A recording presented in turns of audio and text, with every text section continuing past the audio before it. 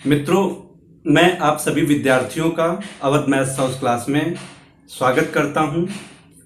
जैसा कि आप लोग जानते होंगे शायद कि हमने पिछले साल जो है थर्ड ईयर के बच्चों के लिए यूट्यूब में बहुत सारे वीडियो प्रोवाइड कराए थे और जिसका रिस्पांस फीडबैक बच्चों ने बहुत अच्छा दिया था।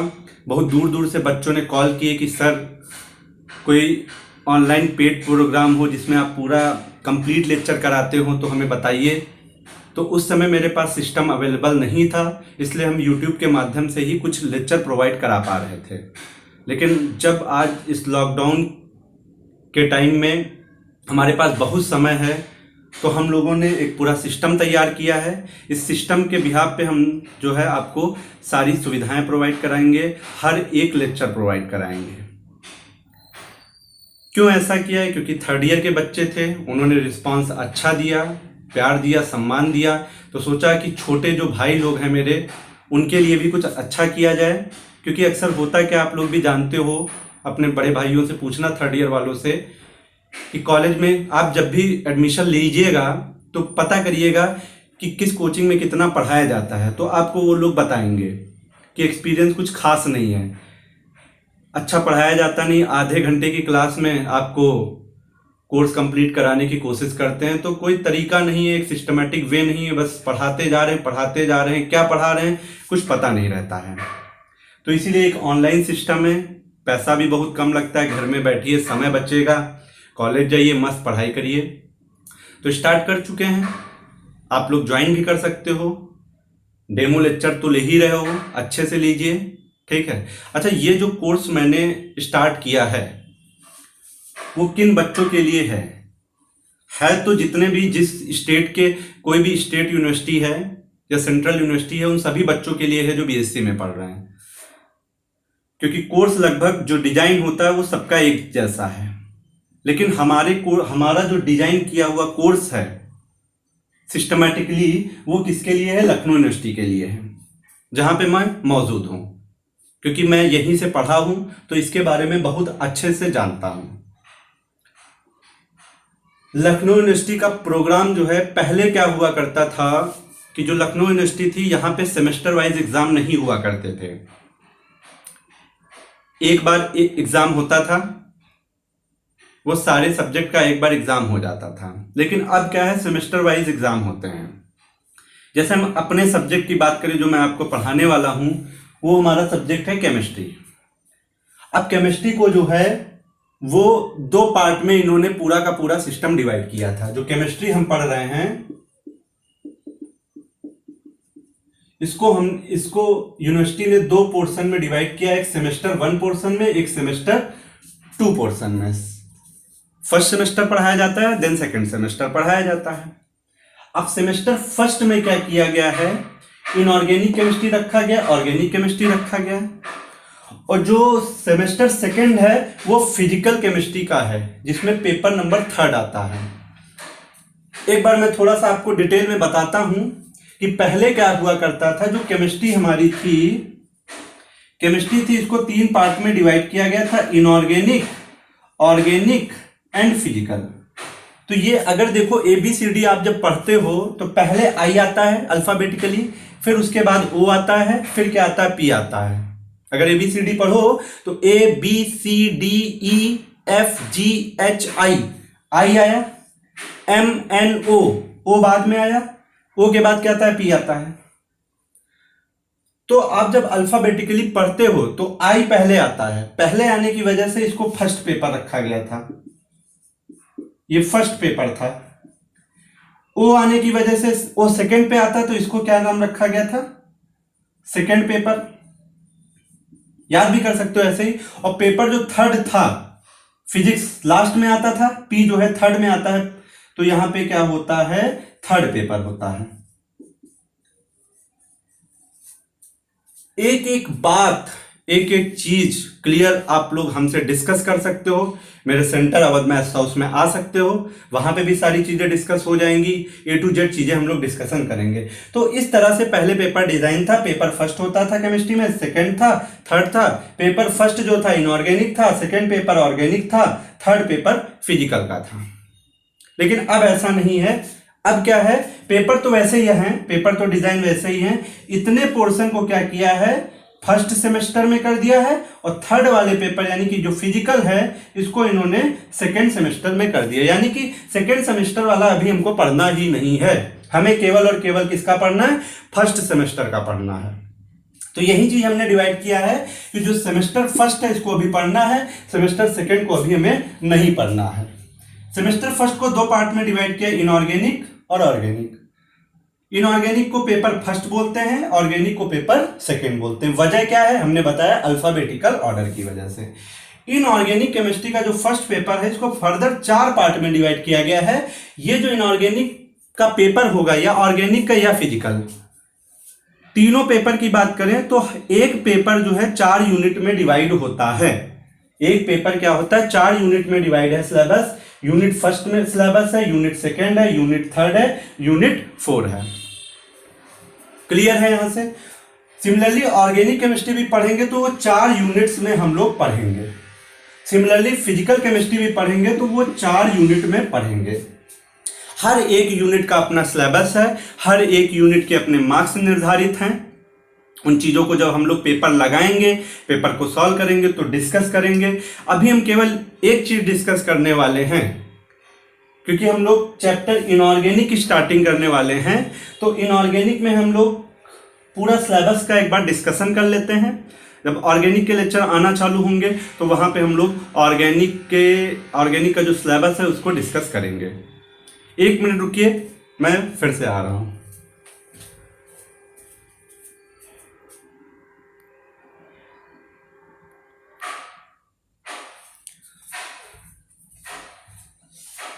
तो ये आपके सामने जो है सिलेबस कुछ लिखा हुआ है, यूनिट फर्स्ट के बारे में हमने बता के रखा है। अच्छा, एक मैं चर्चा और करूंगा कि जैसे यूट्यूब में देखा जाए तो बीएससी का सिलेबस बहुत कम है ही नहीं। पहली चीज़ तो अभी तक ऐसा कोई काम नहीं किया है, हम ही स्टार्ट कर रहे हैं पूरा सिलेबस। तो एक बात करेंगे कि जैसे केमिस्ट्री का जो है कोर्स जो है, बहुत सारे ऑनलाइन प्लेटफॉर्म चल रहे हैं जिसमें कॉम्पिटिटिव लेवल की केमिस्ट्री सिखाई जा रही है। तो आपके विचार में आएगा कि बड़ा मज़ा आएगा कंपटीशन पढ़ने में, क्योंकि बहुत नॉलेज मिलती है वहाँ पे। लेकिन एक चीज़ याद रखना कि ऐसा करने से आपका बहुत बड़ा नुकसान हो जाएगा। ना तो आपका ग्रेजुएशन अच्छे से हो पाएगा, ग्रेजुएशन में अच्छे मार्क्स नहीं आ पाएंगे, ज्ञान तो बहुत मिल जाएगा लेकिन आप मार्क्स नहीं पा पाओगे। वो एक चीज़ याद रखना कि अगर ग्रेजुएशन में 60% नहीं बना तो आपको नेट जेआरएफ आगे चल के बहुत सारी दिक्कतें होने वाली हैं। आईआईटी जैम जैसे एग्जाम में जब बैठोगे तो ज़्यादातर तो 55 मांगते हैं, लेकिन आइजर वगैरह लगभग 60 के पास मांगते हैं, तो फिर वहाँ के लिए आप एलिजिबल नहीं होगे। तो इसलिए मैं कहना ये चाहूँगा कि बीएससी पे केवल फोकस करना। क्यों बोल रहा हूँ ऐसा, क्योंकि कंपटीशन में केवल ऑब्जेक्टिव टाइप के क्वेश्चन आते हैं, लेकिन बीएससी में क्या है कि आपको अंग्रेजी भी लिखनी रहती है। समझ रहे हैं मेरी बात, आपको थोड़ा सा अंग्रेजी से भी गुजरना पड़ता है। तो इसका मतलब आपको लिख लिख के बहुत ज़्यादा प्रैक्टिस करनी पड़ेगी। अंग्रेजी अच्छी लिखोगे जितनी, उतना ज़्यादा इफेक्टिव होगा, उतने बढ़िया आपको मार्क्स मिलेंगे। कॉम्पिटिटिव में क्या है, अंग्रेजी लिखाते नहीं, केवल ऑब्जेक्टिव टिक टिक टिक टिक, खत्म हो गया काम। लेकिन यहाँ पे क्या है, अंग्रेजी भैया लिखनी है। तो अंग्रेजी लिखनी है तो हम ही सिखा सकते हैं कि किस क्वेश्चन में कितनी अंग्रेजी लिखनी है। कॉन्सेप्ट तो सीख जाओगे, ऑब्जेक्टिव सवालों में बना बन करते चले जाओगे यूट्यूब के बाकी लेक्चर देख के, लेकिन अंग्रेजी नहीं लिख पाओगे और सिस्टमेटिकली काम नहीं कर पाओगे। तो इसलिए ज़रूरी ये है कि जिस सिस्टम से, जिस वे से हम आपको सिखाते हैं उस वे से आप काम करिएगा। देखो, हमने कंपटीशन की भी तैयारी की, हमने ग्रेजुएशन भी किया, तो हमको एक आइडिया है। हम क्या करते हैं, कंपटीशन के कॉन्सेप्ट को रखते हैं, सिखाते हैं, उस कॉन्सेप्ट के बिहाफ पे अंग्रेजी लिखाते हैं। और एक चीज़ और है, कंपटीशन का बहुत ब्रॉड कोर्स है, यहाँ पे एक सिस्टमैटिक सिलेबस है। प्रीवियस ईयर के सारे पेपर लगा लो, 100% उसी में से पूरा आ जाएगा। आप प्रीवियस ईयर के सारे पेपर लगा लो, 2-4 सालों के, आपका 70 से 80% पूरा सिलेबस वहीं आ जाता है बाहर। लेकिन वो जो आपका कह रहे हैं 60 से 70 यानी कि जो प्रीवियस ईयर के क्वेश्चन हैं वो अच्छे से तभी याद कर पाओगे, अच्छे से तभी मेमोराइज कर पाओगे जब आपको सारे कॉन्सेप्ट क्लियर होंगे। क्योंकि अंग्रेजी क्या, वहाँ अंग्रेजी की तरह याद थोड़ी करोगे, यहाँ तो आपको एक कॉन्सेप्ट पता होना चाहिए। किस ऑर्डर में, तो हम जितना सिलेबस लिखे उसी के अकॉर्डिंग काम करेंगे, बिल्कुल कहीं बाहर से कुछ नहीं काम करने वाले हैं। तो देखते हैं हमारा सिलेबस क्या है। यूनिट फर्स्ट क्या कहता है, इसको 3 पार्ट में यूनिट फर्स्ट है, ए बी और सी में। सी को अभी लिखते हैं थोड़ी देर में। ए पार्ट को एटॉमिक स्ट्रक्चर बोला गया है। इस एटॉमिक स्ट्रक्चर में नहीं बहुत सारी चीजें पढ़नी है। देखो अगर चैप्टर को पढ़ने बैठेंगे तो इतना कोर्स है केमिस्ट्री कभी खत्म नहीं कर पाओगे। ज्ञान की तरफ अगर भागने लगोगे तब केमिस्ट्री नहीं खत्म कर पाओगे। पीएचडी अभी नहीं करनी है, अभी डॉक्टर नहीं बनना है, अभी इतना बनना है कि हमारा 70 75 80% बन जाए। इसके लिए मुझको फॉलो करना पड़े। अपना दिमाग बिल्कुल मत लगाइएगा, हर एक एक बात मैं समझाने के लिए तैयार रहूंगा। कमेंट बॉक्स में लिखिएगा जो नहीं समझ में आ रहा, कोई क्वेरी हो आप अवध मैथ्स हाउस में आइए, हम आपके पास होंगे, हम आपके साथ होंगे। एटॉमिक स्ट्रक्चर को क्या क्या इसमें पढ़ना है, quantum mechanics based structure of atom in brief, मतलब संक्षिप्त में, बहुत डिटेल में नहीं जाना है, थोड़ा सा क्वांटम केमिस्ट्री के बारे में पढ़ना पड़ेगा। और क्वांटम केमिस्ट्री से कुछ शेप निकलते हैं, उनके बारे में हमें स्टडी करनी है। जैसे क्वांटम नंबर है, क्वांटम केमिस्ट्री ना बोल के हम ऐसे बोल रहे हैं, थोड़ा सा हमारा पार्ट है कि क्वांटम नंबर्स क्या होती हैं, हीजनबर्ग प्रिंसिपल क्या है, सब चीजें इसमें देखनी है। दूसरा फोकस क्या है, shapes of S P and D orbital. हमें ऑर्बिटल के बारे में पढ़ना है कि ऑर्बिटल का, जैसे एस ऑर्बिटल है, पी ऑर्बिटल है, डी ऑर्बिटल है, इनके शेप्स के बारे में पढ़ना है। आगे काम क्या है, अबाउ प्रिंसिपल है, पाउलीज एक्सक्लूजन प्रिंसिपल है, हुंड मल्टीप्लिसिटी रूल है, मतलब कि ऑर्बिटल में कैसे इलेक्ट्रॉन फिल करने हैं उसके बारे में हमें कुछ पढ़ना है, ये सब बताएंगे ये सारे rule. Electronic configurations of the element, electronic configuration पढ़ना है कि किस एनर्जी लेवल में इलेक्ट्रॉनों को भरा जाता है, वो सारी चीज़ें हमको सीखनी है। धीमे धीमे हम लोग बहुत डिटेल में जाएंगे, आप केवल हमारे साथ बने रहिएगा, विश्वास मानिए एक एक बात क्लियर कर देंगे। इफेक्टिव न्यूक्लियर चार्ज बहुत इंपॉर्टेंट है, बहुत ज़्यादा इंपॉर्टेंट। इफेक्टिव न्यूक्लियर चार्ज, देखो हमेशा एक चीज़ याद रखना, हर एक पॉइंट की अपनी एक वैल्यू है, इसके बिना आप आगे की चीज़ें समझ नहीं पाओगे। बस ये है यहाँ कॉन्सेप्ट के साथ अंग्रेजी लिखनी है, भैया तैयार रहना। भाई गांव के बच्चे भी होते हैं, है ना, उनको इंग्लिश नहीं आती है तो क्या करेंगे। हम कह रहे हैं जिनको अंग्रेजी आती है वही नहीं लिख पाएंगे अंग्रेजी, बाकी तो गांव वालों की दूर दूर की बात है। तो क्योंकि ये इंग्लिश वाली अंग्रेजी नहीं, यहाँ पे साइंटिफिकली अंग्रेजी लिखती, कम शब्दों में अपनी पूरी बात बोल जाना है।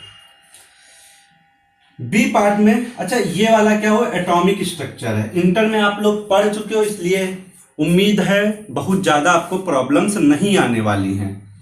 आप करिए क्या क्या, हमारे पढ़ाने के बाद आप इंटर की किताबें उठाइएगा और पढ़ना चालू करिएगा। हम आपको प्रेफरेंस करेंगे, आप बहुत बड़ी किताबें मत पढ़िएगा, मेरे पढ़ाने के बाद केवल इंटर की किताबें पढ़िएगा। बच्चे बहुत बड़ी बड़ी चीज़ें पढ़ने के चक्कर में भविष्य बर्बाद कर लेते हैं। पहले आप एकेडमिक स्तर को मजबूत करिए, उसके बाद जो है हायर एजुकेशन में जाएंगे। एकेडमिक में भी तो आज की डेट में इतनी अच्छी अच्छी बुकें आगे बता नहीं सकते, मज़ा आ जाती है लगाने में। बी पार्ट इसका देखो क्या है, पीरियोडिक प्रॉपर्टीज, यानी कि जो इंटर में या फर्स्ट ईयर में पीरियोडिक टेबल पढ़ते थे उसके बारे में यहाँ पे काम करना है। Periodic properties and classification based upon electronic configuration.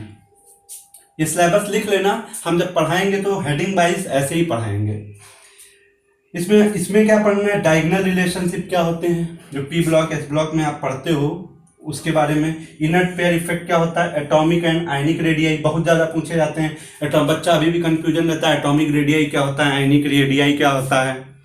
Actually में किसी भी एटम की रेडियाई फिक्स तरीके से नहीं निकाली जा सकती है। क्यों नहीं निकाली जा सकती, वो देखेंगे कि हमारे ऐसा नहीं होता एटम के न्यूक्लियस के राउंड में सेल होती है, उसमें इलेक्ट्रॉन नहीं। अब क्वांटम मैकेनिक्स आ गया, प्रोबेबल इलेक्ट्रॉन डेंसिटी देखते हैं, तो यानी कि हर जगह इलेक्ट्रॉन डेंसिटी सेम नहीं होती, उसी की वजह से एटॉमिक रेडियाई क्या होती है, डिफर करती हैं। उनको हम चीज़ें सीखेंगे। वंडर वॉल रेडियाई क्या है, आयोनाइजेशन पोटेंशियल क्या है, तो ये सारी चीज़ें हम लोग इसमें देखेंगे। अच्छा इसी में और चीज़ की बात करें आयोनाइजेशन पोटेंशियल के बाद, आप 1 मिनट रुकिए ताकि हम लिख पाएँ हाँ सारी चीज़ें।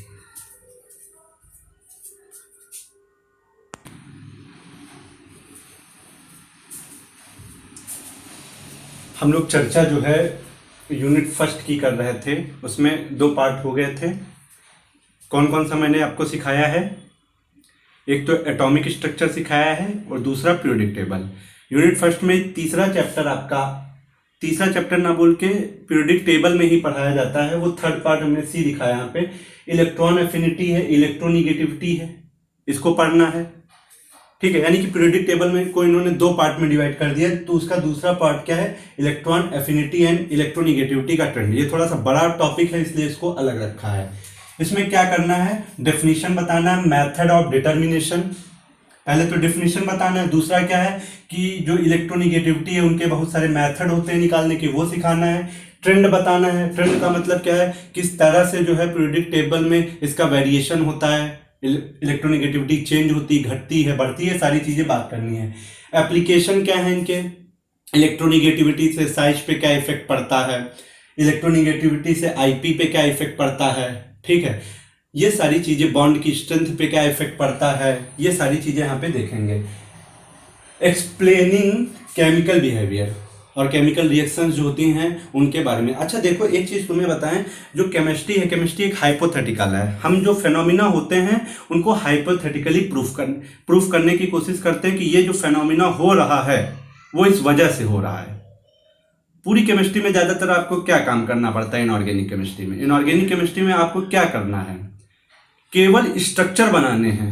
पूरी किताब में हर जगह स्ट्रक्चर ही स्ट्रक्चर भरे पड़े हुए हैं और उन स्ट्रक्चर को एक्सप्लेन करना है, आखिरकार ये स्ट्रक्चर ऐसे क्यों हैं, उन्हीं को तो एक्सप्लेन करना है। और केमिकल रिएक्शंस हैं कुछ थोड़ी बहुत, उनके बारे में बात करनी। तो ज़्यादातर हमें क्या है, स्ट्रक्चर काम। आज से ये ले लो कि हम कभी HCl नहीं लिखेंगे, पूरा बॉन्ड बनाएंगे, H2SO4 नहीं लिखेंगे, एक एक स्ट्रक्चर का बॉन्ड बनाएंगे, SOOOH ऐसे जुड़ा हुआ है, एक एक स्ट्रक्चर बनाने की कोशिश किया करिए, तब आपकी केमिस्ट्री जो है बहुत अच्छी हो जाएगी।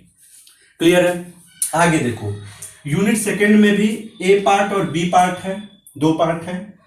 ए पार्ट का जो पहला पार्ट है कोवैलेंट बॉन्ड है, कोवैलेंट बॉन्ड पढ़ना है, मतलब केमिकल बॉन्डिंग, बॉन्ड का खेल है, स्ट्रक्चर का खेल है।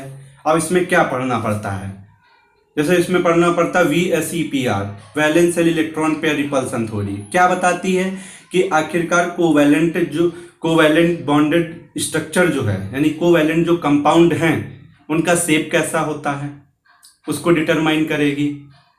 उसमें क्या स्टेरिक हिंड्रेंस आ जाएगा, ये सारी चीजें VSEPR पढ़ाती है। MOT, मॉलिक्यूलर ऑर्बिटल थ्योरी आई। मॉलिक्यूलर ऑर्बिटल, मॉलिक्यूल का फॉर्मेशन कैसे होता है, उसकी अलग कहानी चल रही होती है। VBT की कहानी अलग चल रही होती है। तो ये सारी चीजें कब समझ में आएंगी, जब तीनों को ढंग से पढ़ोगे और उनके बीच में डिफरेंशिएशन करोगे कि ये कहाँ पे अप्लाई होगी, VBT कहाँ पे MOT अप्लाई होगी और विस्पर का क्या रोल प्ले होता है। ये सारी चीजें तभी समझ में आएंगी जब सारी चीजें आप पढ़ लोगे, मजा आएगी। मेरे साथ बस जुड़े रहिए। तो एक बात बता देता हूं, यहाँ पे क्या पढ़ना है, कोवैलेंट बॉन्ड। अच्छा एक चीज और मैं कहना चाहूंगी, केमिकल बॉन्डिंग जो भी पढ़ोगे उसमें केवल और केवल ज्यादातर जो बातें चलेंगी वो कोवैलेंट कंपाउंड पे चलेंगी। हम कोवैलेंट कंपाउंड का धड़ल्ले से क्या करेंगे, स्ट्रक्चर बनाएंगे, धड़ल्ले से बॉन्ड एनर्जी ऑर्डर निकालेंगे, बॉन्ड लेंथ निकालेंगे, आयोनाइजेशन पोटेंशियल निकालेंगे, फलाना ढिमका जो भी ट्रेंड होगा हम अपना वहां पे दिखाएंगे। आखिरकार कैसे स्टेरिक रिपल्सन आ जाता है, कैसे इंडक्टिव इफेक्ट किसी ग्रुप का ज्यादा होता है, कैसे कम होता है, बॉन्ड एंगल कितना होता है, दो बॉन्ड के बीच में एंगल कितना होता है, ठीक है। ये सारी चीजें हम लोग यहाँ पे डिसाइड करेंगे। तो क्या पढ़ोगे, केमिकल बॉन्डिंग में किसको पढ़ना है, फिर से मैं बोल रहा हूँ, केमिकल बॉन्डिंग में किसको पढ़ना है, तो केमिकल बॉन्डिंग में कोवैलेंट कंपाउंड को ज्यादातर पढ़ना है। किस पे फोकस होना, कोवैलेंट कंपाउंड पे। तो बताते हैं यहाँ पे क्या है, वैलेंस बॉन्ड थियरी पढ़ना है, इट्स लिमिटेशन। देखो हमने कहा कि किसी भी पर्टिकुलर टॉपिक को, यानी कि हमने कहते हैं कि हर एक स्ट्रक्चर को VBT एक्सप्लेन कर देगी, नहीं कर पाएगी। तो कुछ उनकी क्या होंगी, लिमिटेशंस होंगी, कुछ कमियां होंगी, तो उन कमियों को दूर करने के लिए VBT आई होगी। क्लियर है ना? तो कुछ कमियां रह जाती हैं, कुछ तथ्य जो होते हैं, कुछ पॉइंट्स जो होते हैं वो किसी पर्टिकुलर थ्योरी द्वारा जब एक्सप्लेन नहीं हो पाते हैं तो उस चीज़ को एक्सप्लेन करने के लिए एक नई थ्योरी क्या होती है, जनरेट हो जाती है। आगे क्या, directional character of covalent bond. जो कोवैलेंट बॉन्ड होते हैं वो स्पेस में डायरेक्शन में अलोंग होते हैं, ये नहीं कि पर्टिकुलर किसी भी डायरेक्शन में, उनकी एक डायरेक्शंस होती हैं। जब हम लोग एटॉमिक ऑर्बिटल के शेप देखेंगे तो वहां से आपको क्लियर हो जाता है कि ऑर्बिटल का एक शेप, एक डायरेक्शन भी हुआ करता है। क्लियर है? अब उसके बाद हाइब्रिडाइजेशन देखेंगे। बहुतों बच्चों को तो हाइब्रिडाइजेशन का मतलब ही नहीं मालूम है, आखिरकार हाइब्रिडाइजेशन का अर्थ क्या है। बस वहाँ रट लिए हैं डेफिनेशन, तो रटने से काम नहीं चलेगा, है ना। एक एक बात आपको यहाँ पे समझाएंगे। शेप्स ऑफ द मॉलिक्यूल लिखा हुआ है, मुद्दे का काम यही है। पूरे चैप्टर में हम लोग शेप ही बनाते रहेंगे, हर चीज का डिटरमाइन करते रहेंगे। Shapes of simple molecule and ions, ions का भी बनाएंगे। Valence shell electron pair repulsion theory, जिसको हम लोग VSEPR के नाम से जानते हैं, valence shell electron repulsion theory. इसमें बहुत सारी चीजें डिस्कस करेंगे, दिखाएंगे आपको क्या होता है। 2 सिंपल मॉलिक्यूल आयन, जैसे PCl5 का स्ट्रक्चर क्या होता है, कैसे डिटरमाइन करेंगे, ये सारी चीजें देखनी है यहाँ पे। Molecular orbital theory, MOT। अब देखो MOT होती बहुत सारी है, लेकिन MOT में आपको पढ़ना क्या है, 2 चीजें पढ़नी है, for homonuclear and heteronuclear. Heteronuclear में CONO पढ़ना है केवल, कार्बन मोनोऑक्साइड नाइट्रिक ऑक्साइड। और यहाँ पे जो होमोन्यूक्लियर में जैसे O2 है, N2 है, ये सारी चीजें आपको यहाँ पे पढ़नी है। और है क्या, ये दोनों 2 एटम है, डाई एटॉमिक मॉलिक्यूल। केवल di atomic poly atomic molecule के नहीं पढ़नी, केवल किसके लिए करना है, डाई एटॉमिक मॉलिक्यूल। सीखेंगे कैसे मॉलिक्यूलर ऑर्बिटल, एटॉमिक ऑर्बिटल में क्या डिफरेंस होता है, मॉलिक्यूलर ऑर्बिटल में क्या डिफरेंस होता है, ये पढ़ेंगे। एटॉमिक ऑर्बिटल की एनर्जी लेवल क्या होते हैं, 1s। इधर क्या होता है, मॉलिक्यूलर ऑर्बिटल में सिग्मा चलता है, सिग्मा, सिग्मा स्टार, पाई, पाई स्टार, तो ये एनर्जी डायग्राम चलते हैं। तो ये सारी चीजें यहाँ पे डिस्कस करेंगे। Multi centre bonding electron deficient compound होते हैं, जैसे AlCl3, तो डाइमराइज हो जाते हैं। डाइमराइज होके जो बनता है तो उसमें एक से ज़्यादा सेंटर आ जाते हैं। तो ये सारे जो सेंटर होंगे, हम उसमें क्या होगा, C1 सेंटर होगा, C2 सेंटर होता है। तो ये सारी चीज़ें हम लोग यहाँ पे डिस्कस करेंगे। इसी में आगे पार्ट आता है बॉन्ड स्ट्रेंथ, बॉन्ड एनर्जी। हमने कहा जब भी केमिकल बॉन्डिंग बनेगी करेंगे तो बॉन्ड बनेगा। अब कंपैरिजन देंगे, चार कंपाउंड दे दिए, अब पूछेंगे किसकी बॉन्ड एनर्जी ज़्यादा है, किसका बॉन्ड एंगल ज़्यादा है, किसकी बॉन्ड लेंथ ज़्यादा है, किसकी इलेक्ट्रोनिगेटिविटी ज़्यादा है। तो फलाना ढिमका बहुत सारी चीज़ें पूछेंगे, उसमें हम लोग काम करते हैं। परसेंटेज आयनिक फॉर्म, इसमें एक बहुत ज़्यादा इंपॉर्टेंट होता है डाइपोल मोमेंट, उसको पढ़ेंगे, मजा आएगी। अच्छा, केमिकल बॉन्डिंग में फिर से एक बार बोलता हूँ, केमिकल बॉन्डिंग में क्या करना पड़ेगा, स्ट्रक्चर पढ़ने हैं, पेल के भर के स्ट्रक्चर हैं, मजे से पढ़ना ना, एकदम तरीके वाइज से। इसी में सेकेंड यूनिट में वीक इंट्रैक्शन आप पढ़ते हो, हाइड्रोजन बॉन्डिंग है, वंडरवॉल फोर्सेस हैं। एक वीक इंस्ट्रक्शन अट्रैक्शंस होते हैं, इंट्रैक्शन होते हैं, ठीक है, जो आयंस के बॉम्ब में होते हैं। इलेक्ट्रोस्टैटिक एक तरीके से बोल सकते हो, फिजिकल फोर्स ऑफ अट्रैक्शंस होते हैं, उनके बारे में हमको यहाँ पे यूनिट नंबर 2 में पढ़ना है। तो यहाँ तक जो है हमने आपको यूनिट नंबर 2 कंप्लीट करा दी है, कॉन्सेप्ट आपको बता दी। कॉन्सेप्ट का मतलब यहाँ पे है कि किस तरह से पढ़ना और उसके अंदर क्या क्या चीजें हैं। अब यूनिट 3 और 4 को हम लोग देखेंगे।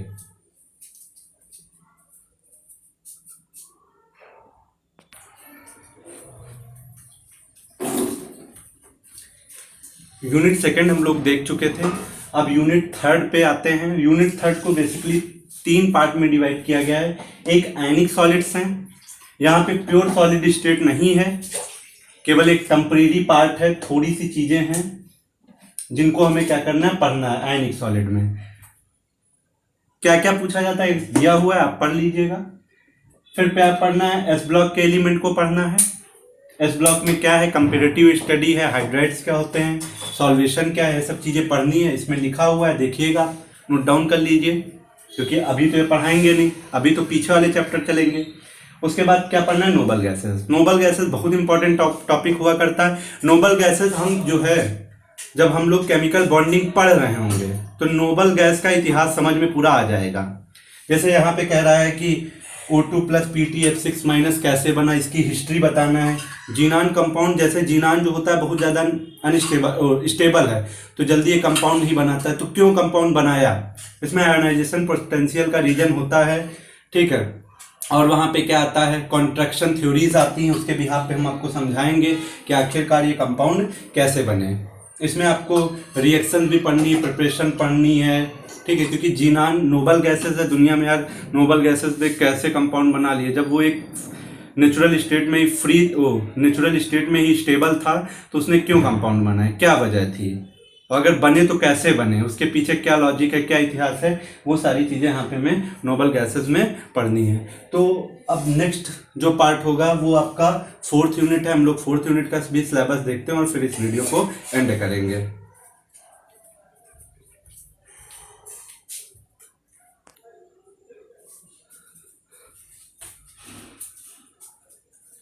तो बच्चों हम लोग अंतिम चरण की ओर पहुंच चुके हैं, प्रस्थान कर चुके हैं। लास्ट यूनिट 4th नंबर है।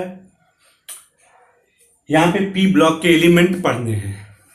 पी ब्लॉक के एलिमेंट बहुत ज़्यादा इंपॉर्टेंट चैप्टर होता है, ठीक है। डेली लाइफ में इसका बहुत ज़्यादा यूज़ है, इसलिए इस चैप्टर को बहुत अच्छे से पढ़ेंगे। इसमें मेन टॉपिक आते हैं, जैसे ऑक्सी एसिड्स होते हैं। ऑक्सी एसिड्स क्या होते हैं? इसमें hydrogen is directly attached to the oxygen, ठीक है। इनके बारे में इंटर हैलोजन कंपाउंड, तो हम लोग केमिकल बॉन्डिंग में इसका इतिहास पढ़ लेंगे। जितने भी कंपाउंड हैं उनका केमिकल बॉन्डिंग में सारा इतिहास पढ़ लेंगे, क्या कहानी इसकी सब पढ़ेंगे। पॉलीहेलाइड्स, हेलाइड्स क्या होते हैं, सिलिकेट क्या होते हैं, जो भी चीज़ें हैं, डाइबोरेंस क्या होते हैं, समझ में आ रहा है। तो ये सारी चीज़ें, कुछ चीज़ें क्या होंगी, जैसे यूनिट 4th है, पी ब्लॉक एलिमेंट है, लेकिन इसको हम लोग क्या, देखो केमिकल बॉन्डिंग एक ऐसा चैप्टर है जो जर्नल इनऑर्गेनिक केमिस्ट्री में आता है। केमिकल बॉन्डिंग बेस है इनऑर्गेनिक केमिस्ट्री का। अगर केमिकल बॉन्डिंग आप नहीं सीख पाए तो आप अपने आप से उम्मीद न रखिएगा कि आप बेहतर शिक्षा पा सकेंगे आगे, ठीक है। आपसे बहुत अच्छे सवाल नहीं लगेंगे।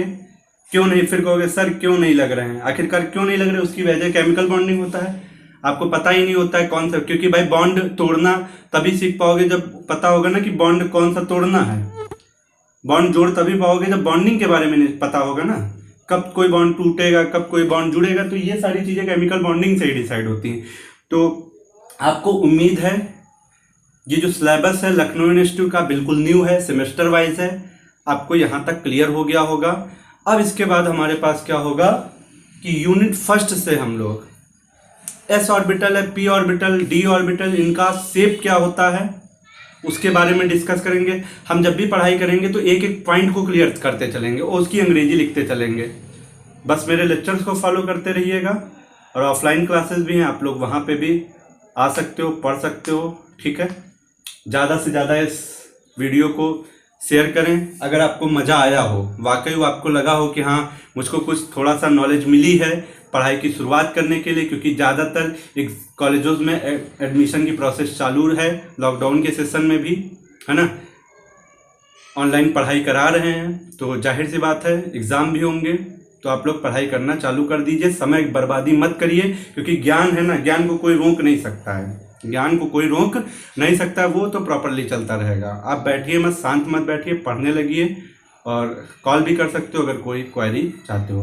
मेरे साथ अवध बेस्ट हाउस में बने रहने के लिए धन्यवाद भाई। लाइक ठोक दो, शेयर कर दो, सब्सक्राइब ठोक दो अगर थोड़ी भी आपको फ़ायदा मिल रहा हो, ठीक है। गुड नाइट, नमस्ते, बाय बाय।